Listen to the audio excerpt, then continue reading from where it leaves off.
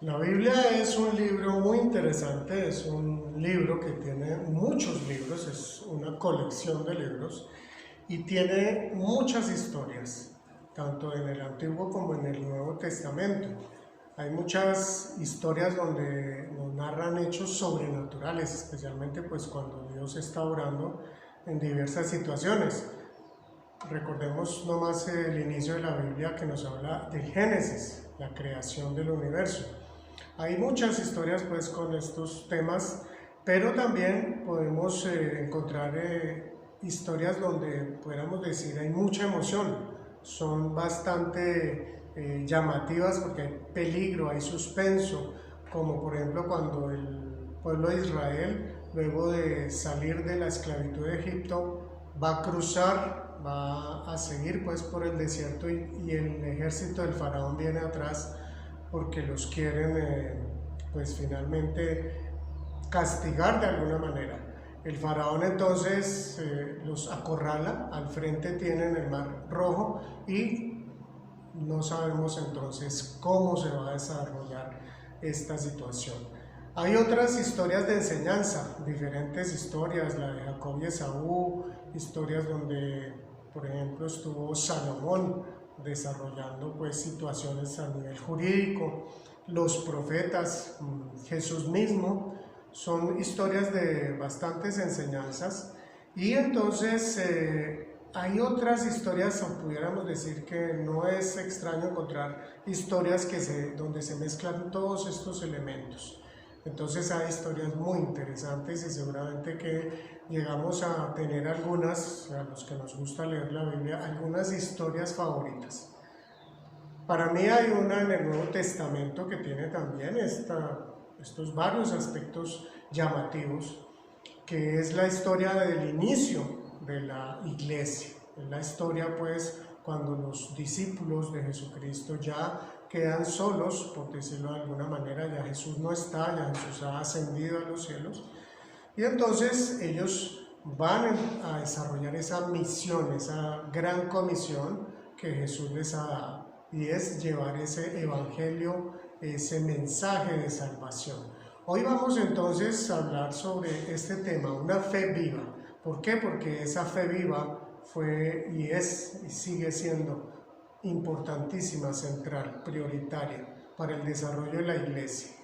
Y en este momento, en Hechos 4, que vamos a ver estos versículos desde el 1 hasta el 22, encontramos esa historia en ese inicio de la iglesia donde era muy importante esa fe viva. El contexto pues en su momento de la historia que vamos a ver pues es básicamente en el capítulo 3 es la sanidad de un hombre cojo. Esta sanidad que es evidente pues está en el marco ya en el capítulo 1 de Hechos, es cuando narra que Jesús asciende a los cielos, y en el capítulo 2 nos habla de la venida del Espíritu Santo. Entonces ya está el Espíritu Santo obrando a través de los creyentes. Y entonces la historia que vemos está en este contexto. En el capítulo 3 nos habla aquí de un hombre que está a la entrada del templo a las 3 de la tarde, y el apóstol Pedro y el apóstol Juan van camino al templo. Ellos van pues a la hora de la oración, es un momento donde hay mucha gente, y cuando ellos van pasando entonces él les pide limosna. ¿Qué hacen entonces Pedro y Juan? Se detienen y dice que Pedro le dijo: míranos. Y entonces pues él se quedó observándolos y le dice Pedro: no tengo plata ni oro, pero lo que tengo te doy. En el nombre de Jesucristo de Nazaret, levántate y anda. Es lo que le dice el apóstol Pedro a este hombre cojo. Y dice que lo toma de la mano derecha y lo levanta, y en ese momento sus pies, sus tobillos toman fuerza y él comienza a caminar y comienza a alabar a Dios. Ha quedado sano, y además el texto en este capítulo 3 nos da más datos. Nos dice pues que la gente sorprendida por lo que está pasando, como dije antes, había una multitud significativa porque es el momento de la oración. Y entonces este mendigo que era cojo de nacimiento, la gente lo conocía que era cojo de nacimiento, que no podía caminar y que aproximadamente tenía unos 40 años, pues ya todos lo conocían porque siempre se lo encontraban ahí. Habían personas que lo llevaban de su casa a este sitio para que pidiera limosna y de esa manera pudiera sostenerse. Entonces, Pedro en este momento aprovecha la situación y comienza a predicar. La gente pues se acerca, se aglomera y como es natural, están impactados, sorprendidos y Pedro comienza a hablarles. En esta parte del capítulo 3 pues ya vemos en ese discurso varias cosas importantes que pudiéramos aprender, porque es la forma como el apóstol Pedro comienza a llevar el evangelio a su propio pueblo, a los judíos. Y él comienza diciéndoles: pueblo de Israel, ¿por qué les sorprende lo que ha pasado? ¿Por qué nos miran como si por nuestro propio poder o virtud hubiéramos hecho caminar a este hombre? Entonces él les hace caer en cuenta que no se fijen en ellos, sino, ¿por qué? Porque ellos no son los que han hecho el milagro. Él les dice: el Dios de Abraham, de Isaac y de Jacob, el Dios de nuestros antepasados, ha glorificado a su siervo Jesús. Entonces ya les habla de Jesús y les dice: ustedes lo entregaron y lo rechazaron ante Pilato, aunque éste había decidido soltarlo. Rechazaron al santo y justo y pidieron que se indultara a un asesino. Ya les habla muy de frente. Recordemos, hace poco tiempo ha sido la muerte y crucifixión de Jesús y desde luego la resurrección, hace pocas semanas diríamos nosotros, y dice entonces que ustedes mataron al autor de la vida, pero Dios lo levantó de entre los muertos y de eso nosotros somos testigos. Pedro pues se pone como testigo y también incluye a Juan de la resurrección de Jesús. Y les está llamando la atención a ellos sobre lo que ha sucedido pues en esas semanas anteriores y les dice claramente: ustedes mataron al autor de la vida, pero Dios lo levantó entre los muertos. Entonces ya hablan de Jesús muy claramente y de la resurrección de Jesús, de la cual ellos son testigos. Y les dice: por la fe en el nombre de Jesús, Él ha restablecido a este hombre, es decir, Jesús ha sanado a este hombre, a quien ustedes ven y conocen. Esta fe que viene por medio de Jesús lo ha sanado por completo, como les consta a ustedes. Entonces este milagro ellos muy claramente se lo atribuyen a Jesús, que ya ha resucitado y que ellos fueron culpables pues de que le hubieran asesinado, pero Dios le ha resucitado. Recordemos que pues para los judíos Dios es el Dios de la vida y es el único que hace milagros. Entonces en este momento Pedro les está llevando a que ellos se fijen en que es por la obra de Jesús resucitado, que este hombre ha sido sanado. Entonces Dios, el Dios de la vida, ese Dios que es el único que da la vida y que además es el único creador del universo, es el que pudo haber sanado a este hombre que era cojo de nacimiento. Y les continúa diciendo el apóstol, dice así: Dios cumplió lo que de antemano había anunciado por medio de todos los profetas, que su Mesías tenía que padecer. Entonces les dice: recuerden, ustedes tal vez no se han fijado, pero el Mesías tenía que padecer. Por tanto, para que sean borrados sus pecados, arrepiéntanse y vuélvanse a Dios. Les habla entonces de esa necesidad del arrepentimiento por esos pecados. Y dice: a fin de que vengan tiempos de descanso de parte del Señor, enviándoles el Mesías que ya había sido preparado para ustedes, el cual es Jesús. Jesús es el Mesías, es ese personaje prometido desde el Antiguo Testamento, prometido por Dios a diferentes líderes de ellos en el pasado, del pueblo de Israel.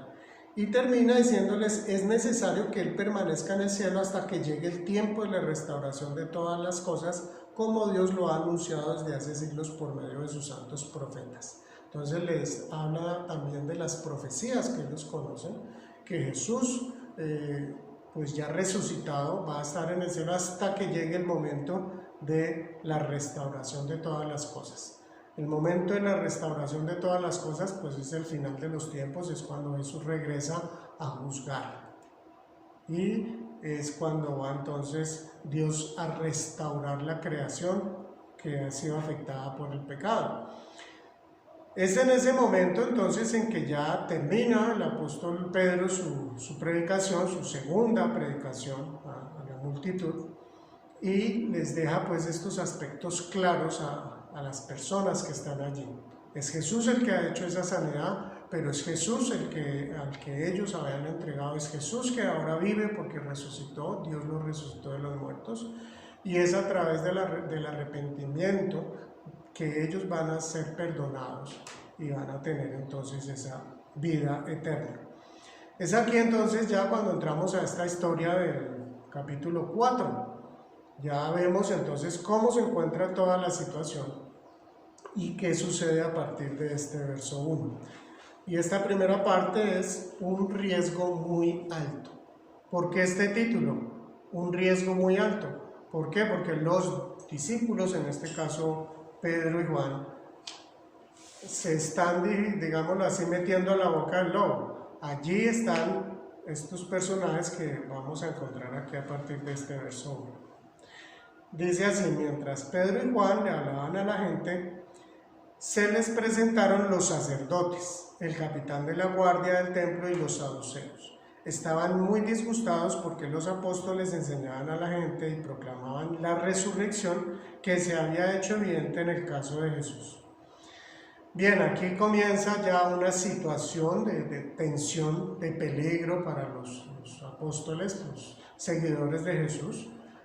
Tengamos presente que estas personas formaron parte de todo ese complot para asesinar a Jesús, para llevarlo a la cruz, y ellos están allí predicando. Entonces nos nombra pues estos líderes, estas autoridades locales judías. Nos está nombrando a los sacerdotes del templo, al capitán de la guardia del templo y a los saduceos. Estos tres grupos de esa autoridad, no solo del templo, sino en general también del mismo Jerusalén e Israel. Pero nos dice que estaban muy disgustados. En la Reina Valera nos dice que estaban resentidos. O sea, estaban pues muy ofendidos. ¿Por qué? Porque estaban proclamando la resurrección de Jesús, y también dice aquí pues que se había hecho evidente en el caso de Jesús, y en general ellos están hablando de la resurrección, ¿cierto? Del final de los tiempos ellos estaban refiriendo de una u otra manera.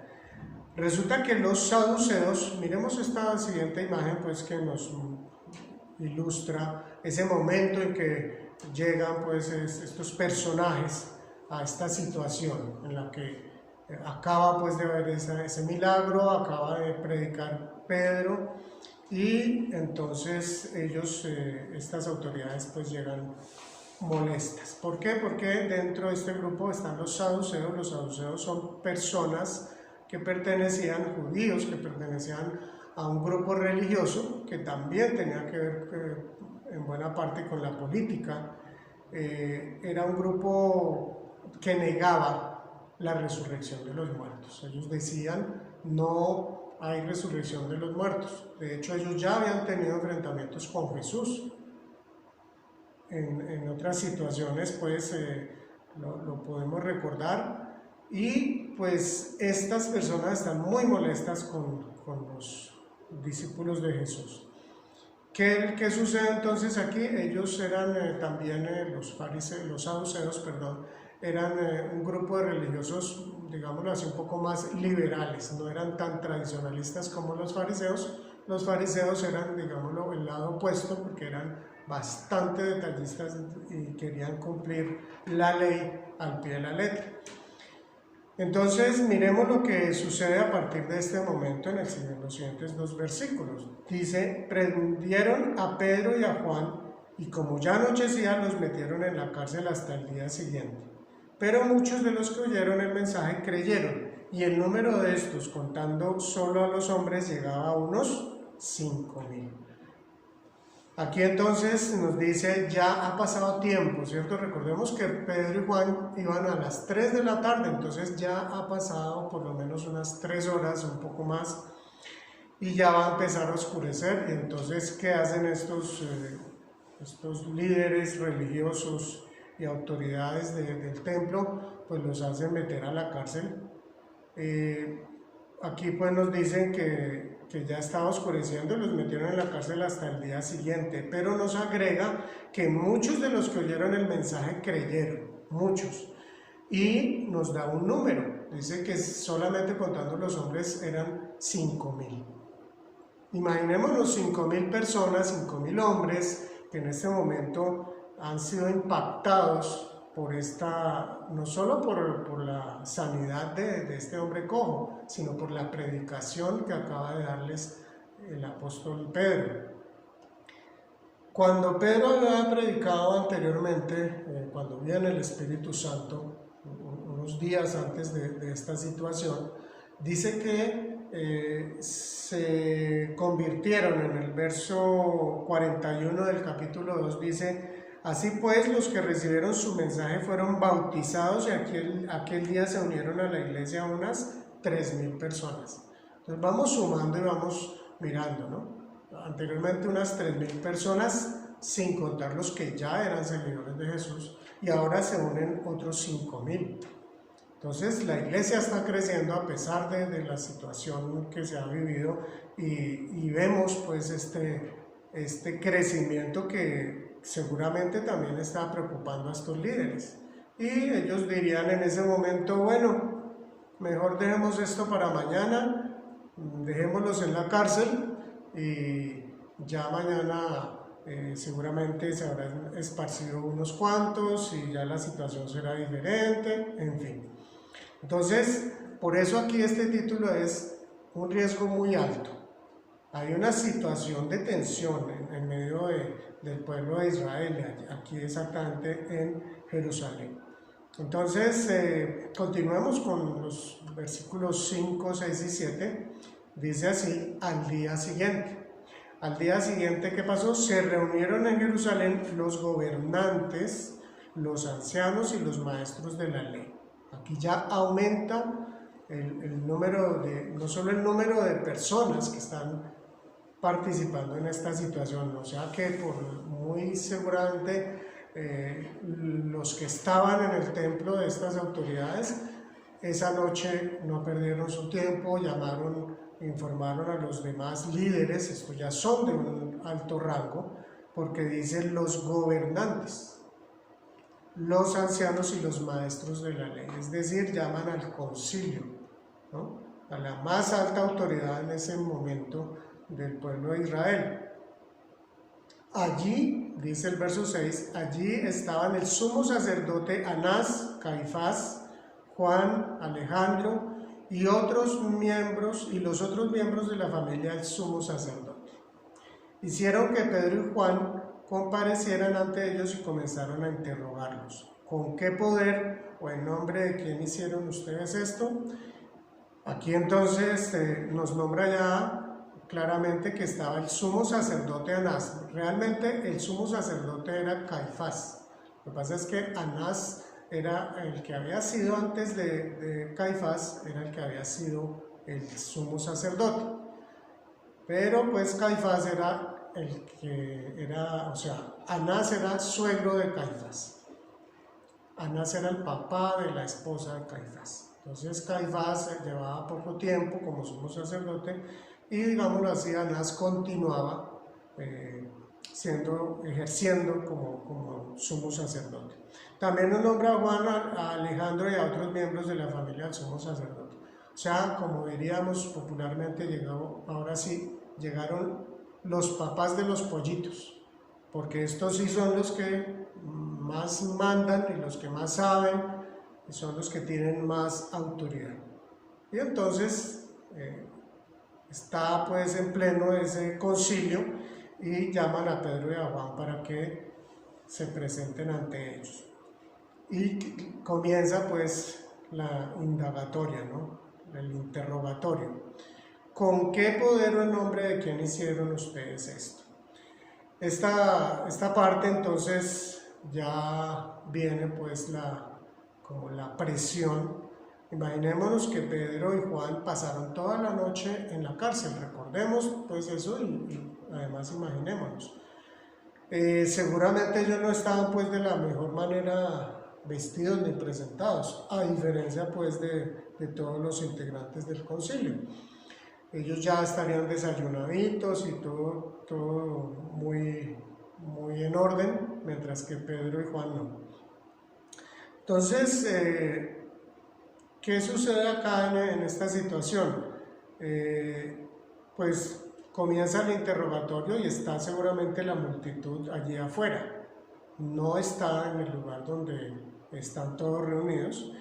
Y viene el versículo 8 y versículo 9, que vamos a continuar, y ya la segunda parte. Aquí vamos a ver una situación muy interesante y es que ya hay una perspectiva muy clara de parte de Pedro y de Juan. Pedro y Juan no eran del nivel de los sacerdotes, no eran del nivel de los maestros de la ley, no estaban en ese nivel teológico, entre comillas. Pero miren lo que dice Pedro. Dice, Pedro, lleno del Espíritu Santo, les respondió: gobernantes del pueblo y ancianos, hoy se nos procesa por haber favorecido a un inválido y se nos pregunta cómo fue sanado. Entonces, lo primero que nos dice es que Pedro, ¿qué? Pedro lleno del Espíritu Santo. Pedro, entonces, está hablando con una autoridad que no es simplemente la autoridad de Pedro, es el Espíritu Santo. ¿Qué es esto de estar lleno del Espíritu Santo? Una buena pregunta. Efesios 5, del verso 15 al 20, nos puede dar una claridad, porque nos habla de esto mismo. Dice, así que tengan cuidado, estoy leyendo Efesios capítulo 5, así que tengan cuidado de su manera de vivir. No vivan como necios, sino como sabios, aprovechando al máximo cada momento oportuno, porque los días son malos. Por lo tanto, no sean insensatos, sino entiendan cuál es la voluntad de Dios. No se emborrachen con vino que lleva al desenfreno, al contrario, sean llenos del Espíritu. Nombra nuevamente esta frase. Anímense unos a otros con salmos, himnos y canciones espirituales. Canten y alaben al Señor con el corazón, dando siempre gracias a Dios por todo, en el nombre de nuestro Señor Jesucristo. Aquí entonces vemos que esta frase la está colocando en medio de un diario vivir, de cómo debiese ser la vida del creyente, ¿no? El creyente es una persona que aprovecha al máximo el tiempo, porque sabe que el tiempo corre, y en general, como dice aquí, cada momento debe ser buscar que sea oportuno. ¿Por qué? Porque los días son malos. Pero además dice que no seamos insensatos, sino que entendamos cuál es la voluntad del Señor. Algo fundamental y necesario en la vida del creyente, de todos los creyentes de todos los tiempos, es que estemos buscando conocer la voluntad de Dios.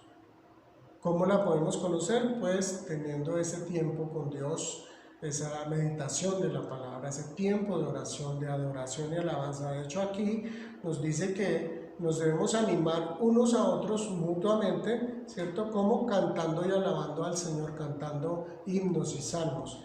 Y además siendo agradecidos, dándole siempre gracias a Dios en todo momento, por lo malo y por lo bueno, porque aquí no dice dando gracias a Dios como en otros textos, no dice por lo bueno, sino debemos mantener ese gozo, esa actitud de gratitud al Señor. Así que ese contentamiento es fundamental en la vida del creyente, ese tiempo con el Señor. Es decir, darle el primer lugar a Dios. darle espacio a que el Espíritu Santo nos esté transformando, que nos transforme de adentro hacia afuera, porque nuestra fe no es algo externo, no debe ser simplemente algo de comportamiento, es algo que nos cambia internamente, nuestros conceptos, nuestros valores. El Espíritu Santo nos está convenciendo de cosas que tenemos en nuestro corazón y en nuestra mente que están mal. Entonces, en la medida que nosotros le damos ese tiempo, ese espacio, pues el Espíritu Santo va transformándonos y va llenándonos de Él. Esa es la llenura del Espíritu Santo. Así que ese aspecto es bien importante, y en este momento el apóstol Pedro ya está pues con esto muy claro. Él ya ha entendido muchas cosas, él está en ese proceso, y entonces aquí viene pues esta promesa y esto que Jesús ya les había dicho a los discípulos anteriormente. Jesús les había dicho, voy a leer de Lucas 12, versos 11 y 12, dice: cuando los hagan comparecer ante las sinagogas, los gobernantes y las autoridades no se preocupen de cómo van a defenderse o de qué van a decir, porque en ese momento el Espíritu Santo les enseñará lo que deben responder. Así que aquí el Espíritu Santo le está dando una sabiduría especial al apóstol Pedro. Él está entonces siendo guiado por el Espíritu Santo, y tengamos presente aquí Pedro les está hablando a los líderes de la nación, a los líderes religiosos, a los líderes espirituales de la nación. Y él no es ningún docto, no ha sido pues preparado como estos escribas y fariseos, como estos líderes espirituales, sino él está realmente dejándose guiar por el Espíritu Santo. Entonces, continuemos aquí lo que dice el texto, que nos dice pues a partir del verso 10. Bueno, vamos a mirar pues lo que Pedro realmente les está diciendo en general. Dice: gobernantes del pueblo de ancianos, estoy terminando el verso 8, sigo con el 9. Hoy se nos procesa por haber favorecido a un inválido, se nos pregunta cómo fue sanado. También estos líderes habían cuestionado a Jesús por haber hecho milagros, muchos milagros en día sábado. Y Jesús entonces también muestra esa indignación. Es absurdo que estos líderes religiosos, supuestamente que conocen de Dios, no lo conocen. Aquí vemos en lo contrario, Pedro y Juan sí lo conocen. Es una relación personal la que tienen estos apóstoles, a diferencia de estos líderes religiosos, que es algo externo. Su cuestión de vestidura, su autoridad es algo de afuera, no es algo realmente porque hayan permitido ser transformados por Dios mismo. Y en el verso 10 entonces dice: sepan pues todos ustedes y todo el pueblo de Israel. Esta parte de sepan pues todos ustedes está hablando con autoridad. Y él es, como se diría en este momento, el que ha agraviado, entre comillas, ¿no? El que ha armado el desorden, pero no ha sido así. Sin embargo, él tiene la tranquilidad y la seguridad que él está siendo guiado por Dios, está cumpliendo con lo que Dios le ha pedido, a pesar de que las autoridades los están pues persiguiendo. Sepan pues todos ustedes y todo el pueblo de Israel que este hombre está aquí delante de ustedes, sano, gracias a ¿qué? Al nombre de Jesucristo de Nazaret. Y les dice además claramente: crucificado por ustedes, pero resucitado por Dios. Les recuerda, ¿no? Ustedes son los que mataron a Jesús, pero Jesús es el que ha sanado a este hombre que ustedes lo ven, que ha sido sano. Y entonces le citan, como si fuera poco, pues ellos le dicen Jesucristo es, y cita un texto del Antiguo Testamento, un salmo. Dice así: la piedra que desecharon ustedes los constructores y que ha llegado a ser la piedra angular. Ese es Jesucristo, la piedra que ellos desecharon, pero que es la piedra angular. Entonces, viendo pues toda esta situación, podemos imaginarnos todo lo que significa esto que está diciendo el apóstol Pedro. No es cosa suave, es algo que seguramente a ellos les hizo sentirse de pronto, diríamos, como ofendidos, ¿no? Ofendidos porque, pues, ¿cómo iba a decirles eso? Pero bueno, es lo que está sucediendo. Este hombre, bueno, vamos a continuar con la lectura. Dice esta parte con la perspectiva clara, versos 12, 13 y 14 dice así: de hecho, en ningún otro hay salvación. O sea, continúa con su discurso, les dice: de hecho, en ningún otro hay salvación, porque no hay bajo el cielo otro nombre dado a los hombres mediante el cual podamos ser salvos. Los gobernantes, al ver la osadía con que hablaban Pedro y Juan y al darse cuenta de que era gente sin estudios ni preparación, quedaron asombrados y reconocieron que habían estado con Jesús. Además, como vieron que los acompañaba el hombre que había sido sanado, no tenían nada que alegar. Entonces Pedro les termina pues de dar su mensaje de evangelización. A pesar de todo lo que ellos han hecho, él les dice con claridad: en ningún otro hay salvación. Y este es un texto que entre muchos otros textos, nos habla muy claramente lo que es el Evangelio. El Evangelio es excluyente. ¿En qué sentido? El Evangelio no dice que todos los caminos, todas las religiones llevan a Dios. Pudiéramos decir, de pronto, si se trata de decir que vamos a llegar a Dios, sí, todos vamos a llegar a Dios. Con cualquier religión que usted tenga va a llegar a Dios, a la presencia de Dios para ser juzgado. Pero no va a ser salvo por eso. Va a llegar a la presencia de Dios porque todos tenemos que estar frente a Él ante el juicio final, ante Él. Entonces, este texto es ese texto, entre otros, donde nos dice solamente Jesús es el Salvador. No es por intermedio de nadie más, no es por intermedio de santos, no es por intermedio de ninguna otra persona, ni de ningún otro medio que podamos nosotros llegar a ser salvos. No hay bajo el cielo otro nombre dado a los hombres mediante el cual podamos ser salvos. Como se diría más claro, el agua podría hacerse al caso. Pero bueno, aquí entonces, ¿cuál es la reacción de los gobernantes? Dice, los gobernantes al ver la osadía, en la Reina Valera dice al ver la valentía con que hablaban Pedro y Juan. Aquí nos damos cuenta que el único que habló no fue Pedro, también habló Juan. Entonces ellos tenían mucha claridad en la voluntad de Dios. ¿Cuál era la voluntad de Dios? Y ellos la estaban haciendo, la estaban cumpliendo, aún en medio de peligro. ¿Por qué? Porque ellos tenían esa perspectiva clara. Ellos ya tienen entonces muy claro cuál es el lugar de cada cosa. Fijémonos aquí, ellos no le tienen ningún temor a la muerte. Están frente a los que habían asesinado a su maestro, a su líder, unas semanas antes.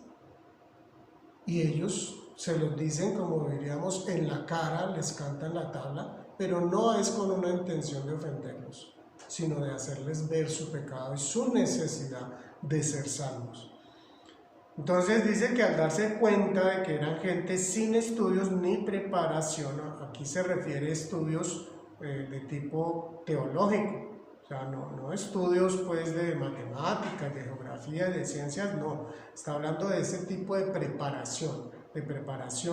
Ellos no habían estado con los rabinos, no habían sido formados con los rabinos, sino que ellos, pues dice aquí, quedaron asombrados y reconocieron que habían estado con Jesús. Ellos se dan cuenta de cosas, se dan cuenta que eran seguidores de Jesús, que están hablando con autoridad, que ha habido un milagro, pero ellos, como dicen por ahí, ellos no se bajan del burro. Ellos decidieron no creer, ellos decidieron rechazar a Jesús y se mantienen en ese punto. No importa las evidencias que se siguen dando, ellos se mantienen donde están y de ahí no se mueven. Pues desde luego esto les llevará a su destrucción. Dice en el verso 14 que además, como vieron que los acompañaba el hombre que había sido sanado, no tenían nada que alegar. Son entonces ahora ellos conscientes de que de alguna manera están ellos acorralados. ¿Por qué? Porque la gente ha sido testigo y está el mismo hombre que había sido sanado. Así que esta última parte que dice que no tenían nada que alegar, pues ellos siguen pues en su posición, en su postura, no están dispuestos a ser humildes y reconocer que fallaron. Bien, entonces vamos a continuar con estos siguientes 3 versículos y ya terminando esta segunda parte dice así. Así que les mandaron que se retiraran del consejo y se pusieron a deliberar entre sí. ¿Qué vamos a hacer con estos sujetos? Es un hecho que por medio de ellos ha ocurrido un milagro evidente. Todos los que viven en Jerusalén lo saben y no podemos negar. Entonces aquí vemos estos tienen todo muy claro, pero se dan cuenta que de alguna manera están acorralados. Pero para evitar que este asunto siga divulgándose entre la gente, verso 17, vamos a amenazarlos para que no vuelvan a hablar de este nombre a nadie. Así que ellos desean seguir contradiciendo todo lo que está sucediendo, lo que ha sucedido, pero pues se dan cuenta, como se dice, que ellos no pueden tapar el sol con un dedo. Entonces pasemos ya a la tercera parte. Dice, los llamaron, bueno, esta parte la he llamado amenazados pero victoriosos. En medio de toda esta situación, pues vamos a ver cómo termina esta parte de la historia. Los llamaron y les ordenaron terminantemente que dejaran de hablar y enseñar acerca del nombre de Jesús. Pero uno diría, no, pues sí, pues ya, pare ahí, listo, pues seamos conciliadores, no evitemos los conflictos, los problemas, somos creyentes. Pero aquí está Pedro siendo muy claro, no está siendo ofensivo, pero está siendo muy claro. Dice, pero Pedro y Juan replicaron, ¿es justo delante de Dios obedecerlos a ustedes en vez de obedecerlo a Él? Júzguenlo ustedes mismos, nosotros no podemos dejar de hablar de lo que hemos visto y oído. O sea, como se dice aquí, se la siguen jugando, se la juegan toda. Es decir, ellos no temen lo que va a pasar, ellos tienen muy claro que lo importante es cumplir con la voluntad de Dios.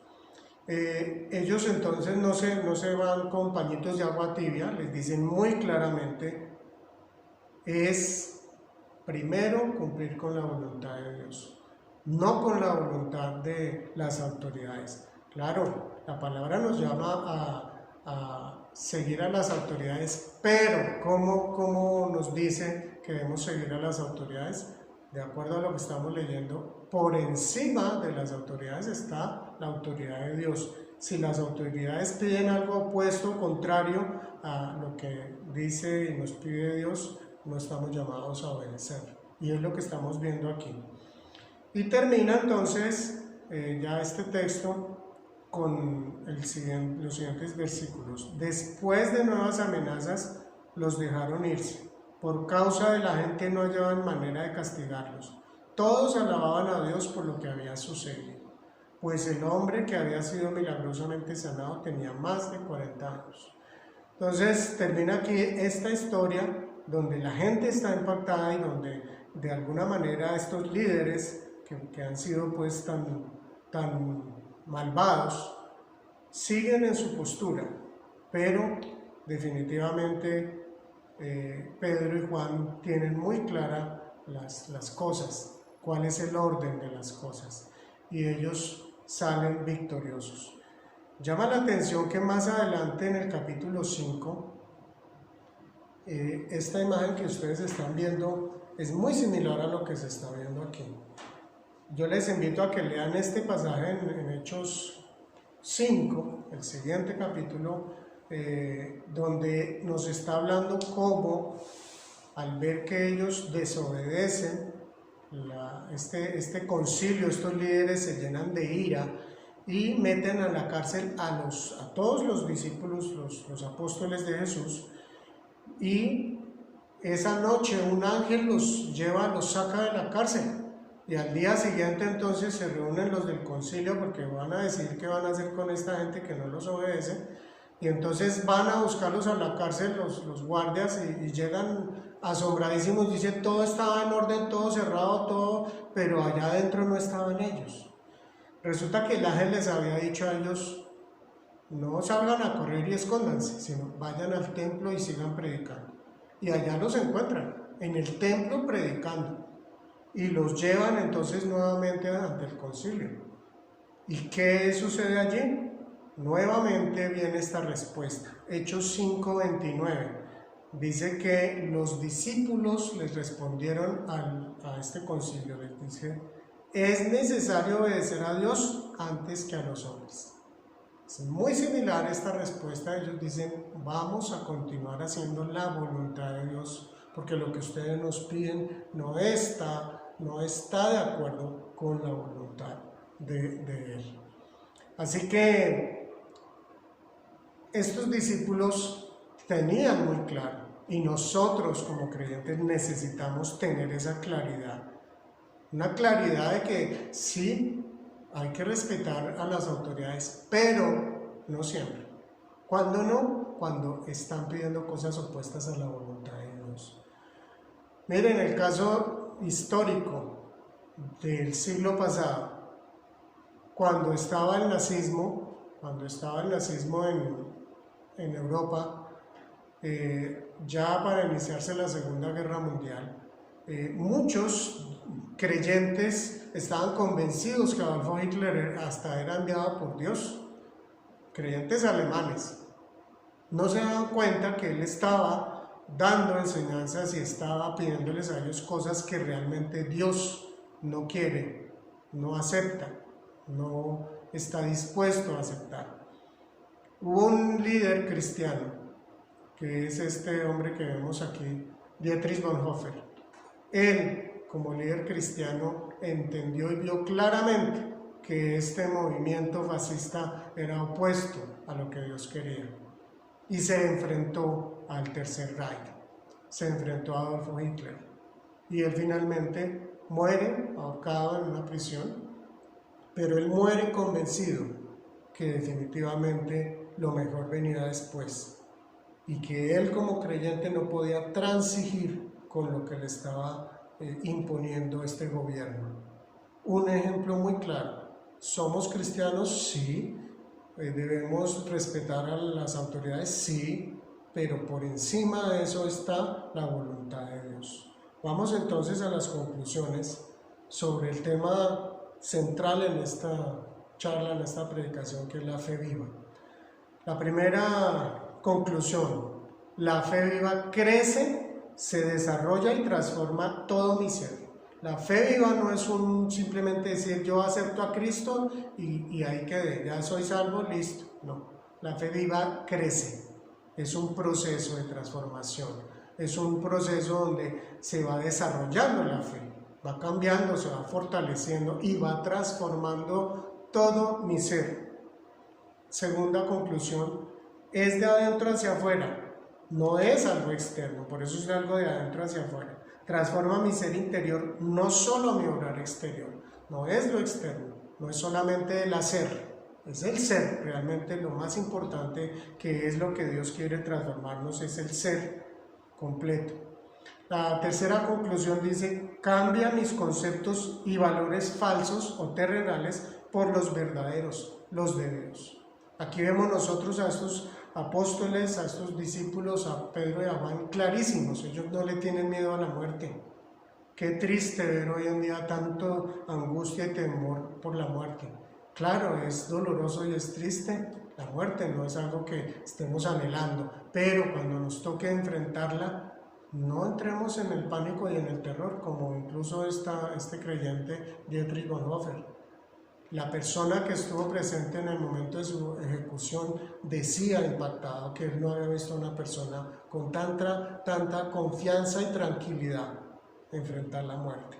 Entonces esos conceptos que están equivocados y que son valores falsos que me ha dado y que yo he aprendido de este mundo, deben de ser cambiados y debo permitir que el Espíritu Santo y la palabra del Señor cambie todos esos aspectos en mi vida. Por eso es algo no estático. La fe va cambiando, va creciendo, va transformándose. Siguiente conclusión, me guía a poner las cosas en su justo lugar. Me guía a poner las cosas en su justo lugar. En este mundo tenemos muchas cosas, unas prioridades totalmente absurdas y opuestas a lo que Dios quiere. Es tiempo de que como creyentes también revisemos eso y dejemos que el Señor nos transforme. Y por último dice, me llena de la vida abundante y eterna de Dios. El Señor vino a darnos vida y vida en abundancia. Y la fe también debe ser una fe viva y abundante. El Señor te bendiga.